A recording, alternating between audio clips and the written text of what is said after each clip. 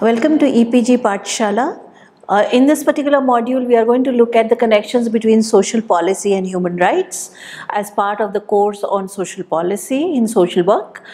I am Dr. Shuli Kumar, Associate Professor, School of Social Work, Tata Institute of Social Sciences. The topics that we are going to discuss in social policy and human rights are human rights inception and principles, equality principle and substantive equality, capabilities approach and human rights and human development, human rights and poverty, and a summary of the same. If you have gone through module 3, a certain amount of understanding of social justice has been explained in that. So we'll take it forward from that particular module, and we'll look at what is human rights and how did it come about. The first steps of actually articulating and writing out human rights came post the World War II, when a huge amount of devastation happened all over the world, and there was a recognition of the fact that while countries fought against each other to acquire different natural resources, the loss that occurred in the lives of common people was something that should not be repeated ever again. The devastation that was faced by the countries also destroyed the economic structures and livelihoods, besides the loss of life and emotional and mental trauma that was caused because of the Second World War. Thereby, the UN decided to develop a Universal Declaration of Human Rights in 1948. This declaration states that human beings are and will always be free and equal in dignity and rights, such as having right to work, the right to education, right to health, and right to non-discrimination, and many other such rights. So as a preamble to all rights discourse, Universal Declaration of Human Rights enjoins upon all states world over and all human beings world over that these are the values and principles that they need to follow when they are engaging with each other economically, socially, politically, or culturally. States therefore are enjoined. When I say states, it means all states across the world are enjoined to ensure minimum essential levels which ensure that there is adequate standard of living through basic subsistence, essential primary health care, basic shelter and housing, and basic forms of education for all members of their particular societies. So Universal Declaration essentially is a value loaded and human rights loaded document which most states all over the world need to follow in principle and locate it within their policies and programmatic interventions within the country and outside the country. So what is the core of human rights? That is the equality principle. Equality remains a central principle whereby benefits of human rights should be enjoyed on the basis of equality and non-discrimination. The earlier, before the declaration came into being, there was a clear understanding that whilst human beings were unequal, there were reasons because of the social, cultural, normative structures which are essentially discriminatory within different nation states. But there was a recognition that even within states, there is a lot of inequality and there is a lot of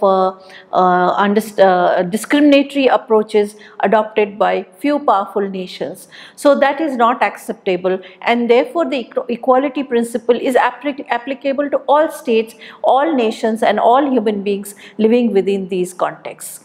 And benefits of equality and non-discrimination has to reach out to each and every human being in this world. So Article 2 of Universal Declaration of Human Rights states, which is very important to understand as a value loaded space, that every human being is entitled to all rights and freedoms without distinction of any kind, such as race, color, sex, language, religion, political or other opinion, national or social origin, property, birth, or any other status. So it's very comprehensive in its articulation of what the equality principle should really look at. So if I am an African American, I should not be discriminated against by anyone else in the world. I should have the access to all possible resources. I should have dignity. I should have property, and I should be able to live a satisfactory life with adequate standard of life. That is what in principle Article 2 articulates, and it's essential to keep in mind when we are talking about equality. It takes one step forward to really recognize discrimination and actually ensure that besides the principled stand or position of equality, there is much more to it which is hidden. And the hidden aspects are stereotypes, discrimination, various social and political barriers which many different people all over the world face because of their marginalization.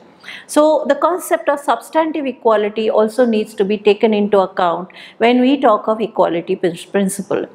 States need to take special measures to protect the most vulnerable segments of of their populations. So vulnerabilities can be because of sex, it can be because of caste, class, race, sexuality, but it can also be because you have HIV and AIDS. It can be because there are newer forms of diseases that are getting emerging in today's countries, and because of the fear there are discriminatory behaviors towards particular populations, and there are notions that perhaps it is the African Americans which are responsible for a particular form of disease that is today prevalent. Not necessarily so, but however there is that stereotype that exists against particular communities. So it in fact exacerbates the discrimination many of the marginalized communities may face. So if an upper class or upper caste person has or develops HIV with AIDS, perhaps the discriminatory formats may not be so sharp and acute as perhaps a sex worker or a prostitute may face, because she is one belonging to a lower caste, because she is following a profession which is generally discriminated and seen with great deal of inequality and horror, and therefore she will face a different form of discrimination than perhaps an upper class male person who may develop that particular disease. So the contextual variations may also intersect many of these dimensions or possibilities of discrimination. It must focus on, therefore states are enjoined to focus on substantive equality rather than formal equality, which differs in the sense that the latter refers to adoption of laws and policies that treat everyone equality.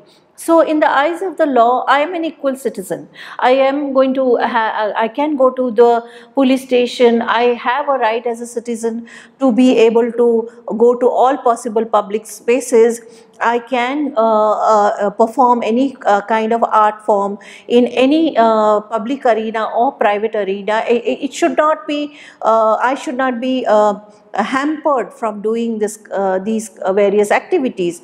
However, we find that though in law that equality principle is articulated within different formats of constitution and legislations, however, socially, culturally, and many a time economically, I may not be able to do that because I may belong to any one of the social stratifiers that one has mentioned earlier.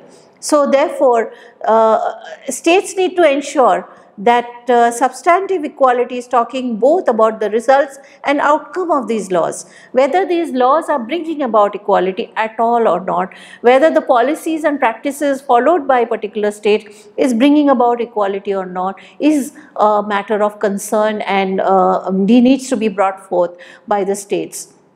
And therefore, the focus should be alleviation of disadvantage and discrimination rather than only formal equality. So what we say in terms of what is given in the law as de jure and what is not actually and should actually happen is de facto, that in reality the change is happening, the transformation of inequality is happening, and disadvantage are not being discriminated anymore. That should be what the state should be doing, and that is the concept that informs substantive equality. So therefore, how do we achieve substantive equality becomes a challenge for most states.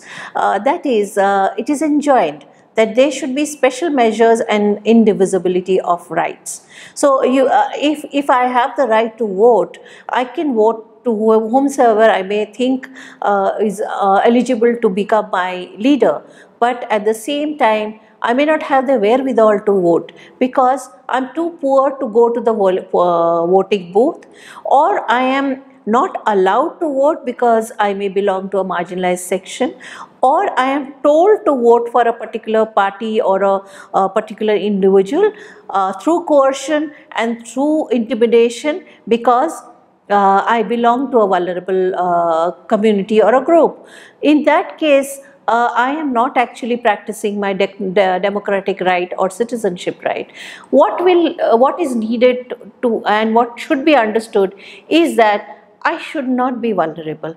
I should not be intimidated. I should be able to have adequate status, dignity, safety and security to assert my right to vote. And that would require not just civil political rights, but also would require economic, social and cultural rights. And that is what we mean by indivisibility of rights. They are all linked to each other. One cannot be achieved at the cost of the other, and one cannot be achieved without the other. They all go together, as human lives also operate in the context of all 5 of them. So policymakers must take into consideration the needs of different groups and work towards rectifying the effects of past discrimination, the historic injustices that have happened, social norms and power dynamics that contribute to inequality. And all social security policies and programs must respect, protect and fulfill the rights of the marginalized and the disadvantaged groups, ensuring that gradual frittering away of non-discrimination and gradual frittering away of discrimination and inequalities happen, and non-discrimination and equality get promoted within the society. So in many ways, special measures talk about transformatory potential of social policies, change potential of social policies, and that is the key that we have to take forward with us when we are examining or talking about social policies. Of course, there are other duty holders besides the state stakeholders, the governance structures. These are subject to international laws and also binds nation states to fulfill their responsibility to enforce them.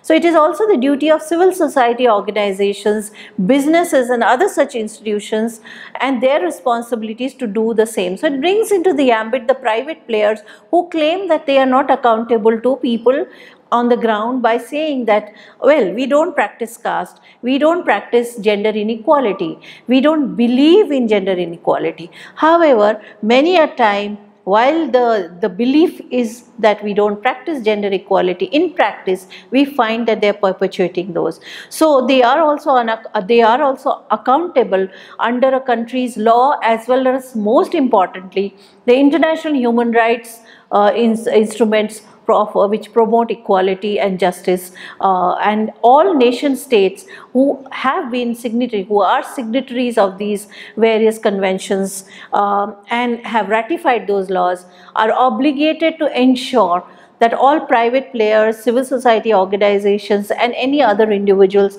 are brought within the ambit of these laws by conceptualizing and implementing certain laws which ensure that they are held accountable for any violation of the equality principle and any violation of non-promotion of substantive equality in their context of work, economy and relationships. Let's connect with the notion of capabilities as propounded by Amartya Sen and human rights. According to Amartya Sen, rights enhance people's freedom, development enhances capabilities. So rights ensure that people get to access all possible resources, all possible knowledge and education facilities, all possible empowering processes within the country, and development should enhance their capabilities to utilize these resources to the fullest possible in terms of their own development and in development of their households or families. Therefore, while human rights may be expressed as goals for human functioning, human development depends on the freedom to achieve these goals. So as I had given an illustration earlier, that I may have assets and resources. For example, Dalits who have got educated, have gone abroad, they have accessed wealth, accumulated wealth, and they've come back and started buying land in their villages. And when they have bought their lands, they have found that discrimination continues, and they are not allowed to till that land and prosper in a particular way which they would like to. Therefore, despite having education, despite having access to resources, they are not able to become fully functioning individuals because caste forms a barrier for them, and they face a lot of violence when they are actually tilling their land or selling their produce. The discriminatory practices and violence within the village context prevents them from actually accessing and using these resources. So therefore, there should be freedom as laid out in the Constitution. They should be free to actually take up the profession and ensure that they are able to use the land for increasing their status and become more visible within the village community. But in real sense, it does not really happen. So sense is, therefore the state has to play a role to enhance that possibility and have that policy construct to remove that barrier, or some legislative mechanism to remove that barrier. The idea of capabilities and rights greatly differed, since one focused on opportunity aspect of freedom, whereas the other on the process aspect as well. So while capabilities talked about freedom and the opportunity to be free, rights ensured that there is a process in place so that they are able to become free. Only focusing on capabilities may violate some basic principles of equality and equity. Therefore, both of them need to be taken on board. That means that capabilities need to go with the human rights aspect. So, policy or programmatic interventions need to be located within the rights and justice framework, and neither can be separated from the other. So on the one hand, you may have rights articulated in the law, and there can be justice principles also articulated in the law. But if capabilities are not enhanced through various development programs and interventions with the marginalized populations, they will not be able to exercise those rights. So one needs to have both coming together for any kind of policy interventions and programmatic interventions. Therefore, it means having the means to achieve the rights. Another difference in the two approaches is also the sensitivity to means. Therefore, while the idea of capability takes into account the variations in the requirements of the means, that means that I may have access to various resources, I may be educated, but if I have a disability and there is no disabled friendly environment or workplace where I get a job, then I am not able to convert my capability into an adequate functioning, and I don't have the means to do so. So therefore, the requirement of means, the human rights does not look at the requirement of means like the way the idea of capability looks at. For instance, two people who both have the same right to freedom of movement, but if one is disabled or blind, like I said earlier, he or she would require very different means in order to enjoy the same right. So that means that as a disabled person, and if I am visually impaired, then I need to have ramps, I need to have the stick, the white stick to ensure. I need to also ensure that there are visible means, there are audible means which I can use to navigate my way, say in a building, or that the library has certain blind friendly programs so that I can use and sit read various literature which may be available to those who are not visually impaired.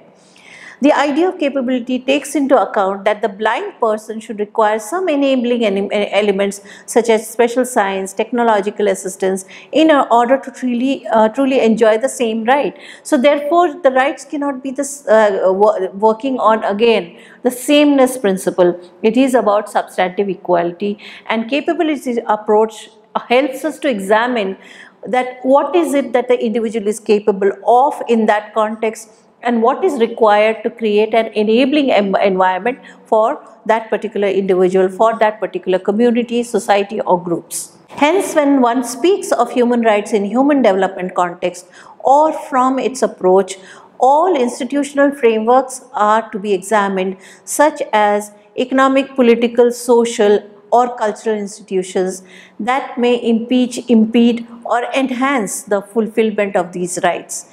Therefore, when we are talking about policy articulations, it is very important to look at for whom, in which context, and what are the various impediments to the access to that right in terms of socio-economic and cultural context, connotations, as well as also ensuring what are the possible opportunities that are available within that context as well for such persons to be able to access and benefit from their rights and actually use those rights to enhance their capability. Human rights principles need to also inform and locate and understand poverty as a concept and poverty and alleviation programs.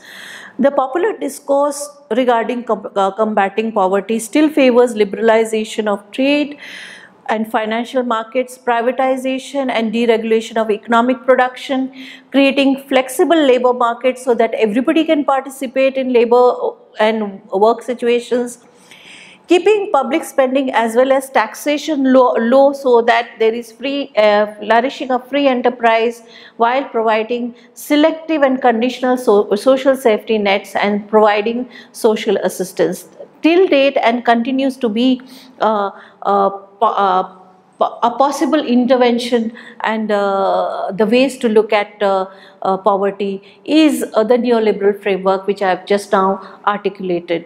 But however, Sen says that poverty cannot be seen like that. It has to have some amount of human rights notions and the inequalities that exist in different contexts for people, and therefore there is a capability deprivation which we need to understand, locate, research and find out. And in order to promote human development, he believed that the incentive structures need to be created with proper regulations to facilitate participation of the most disempowered within different contexts and communities. So poverty, according to him, was capability deprivation, not being able to handle or address various deprivations that are there within the society, and therefore some form of affirmative action or incentivization structures need to be created so that there is participation of different people to come out of their vulnerability context. Violation of human rights and the economic, social, cultural and political deprivations that characterize poverty are to be linked. They cannot be separated. So poverty cannot be just about income poverty. It has to be located within the context of the ways in which discrimination works in society. It's structural discrimination that we are talking about. Discrimination prevents certain groups to access education. Discrimination prevents certain groups to access proper employment and regular employment. Discrimination prevents different groups of people from getting adequate wages and also even accessing good health services, and therefore these barriers need to be moved, or possible affirmative actions need to be provided to different communities and groups, such groups, so that they are able to actually access the better possibilities and come out of poverty. Efforts to eliminate extreme poverty must be reinforced by human rights norms and principles. So what I talked about, substantive equality, needs to inform the possibilities of addressing poverty, and principles should be located in a way that they guide efforts to reduce and ultimately eradicate poverty.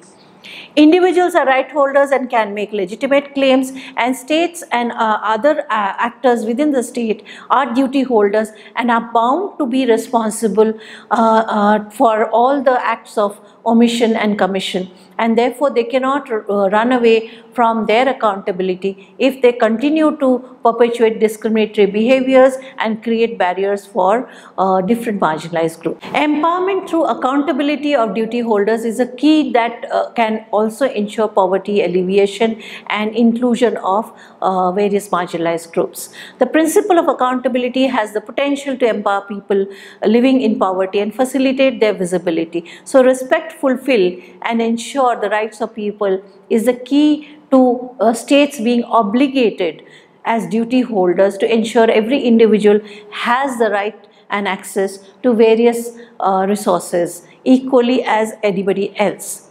It ensures that they receive maximum benefit from public policies on poverty eradication, and they are not passive beneficiaries, but they are rights holders, and therefore whatever they get as entitlements, not as recipients of welfare. So the human rights approach has the potential not only to improve the effectiveness of poverty reduction, but also progress is equitable and sustainable in the long run. Human rights and social protection therefore go together. The principles that inform human rights are equality and non-discrimination, including accessibility, adaptability, acceptability, adequacy, and the incorporation of gender perspective. That is, any social protection policy should be located within specific contexts of gender relations within a society or all societies. It should be accessible. So if I am going to provide for certain health programs or benefits in a particular location, even a person with disability should be able to easily access that. Therefore, it has to be, the health facility should be made in a particular manner that people with disability are easily able to navigate from their home to that particular facility. So the principle of accessibility is critical to this. Also, there should be adaptation. The people who are the duty holders should ensure that each and every individual in that particular location is able to come to the a particular health service, that nobody should be left out. And so there should be adaptability in the process of implementation of any program. It should be acceptable to typical communities. It should not be couched in a particular manner that certain people are able to access but certain others are not. It should ensure participation of the disempowered people, and therefore the social protection policies have the potential to promote human rights and ensure the realization of human rights for the poorest and the most vulnerable. Human rights standards assist in building social consensus and mobilizing commitments, as well as efficient use of resources at the national and international level. In fact, when we practice redistribution and ensure human rights devolution, more and more people are actually able to contribute much more to the economy and the development of a country. So once that is understood, then we are also able to understand that it doesn't cost the nation too much, despite the fact that there is a generalized notion more affirmative action or more subsidy makes people lazy and inefficient. Technically it does not, when it's couched in the notion of participation, empowerment, and also respecting the dignity of all individuals within the country. Human rights principles also improves the accountability of all duty holders and makes the state more and more responsible and answerable to the people whom they are supposed to be governing. Social protection programs designed in such a manner, keeping the human rights perspective, ensures that the changes are sustainable and there is critical processes launched to ensure eradication of poverty in different contexts. It empowers those who are living in poverty, gives them a voice, and gives the issue and those dealing with it more legitimacy, as the norms and values of human rights are universally accepted and understood by the larger population. So in many ways, human rights principle transforms the society to become more just, more equitable, and also ensures peace and order in the societies, communities, states, and nations. Some of the references that you may want to look at is again Peter Alcock's book on social policy. Dean's book also, Social Policy and Human Rights, is able to bring out very clearly the connections between the two. And Arjun Sengupta's Human Rights and Extreme Poverty, the EPW article, is extremely relevant to understand the context within the country, especially in the Indian perspective. Thank you.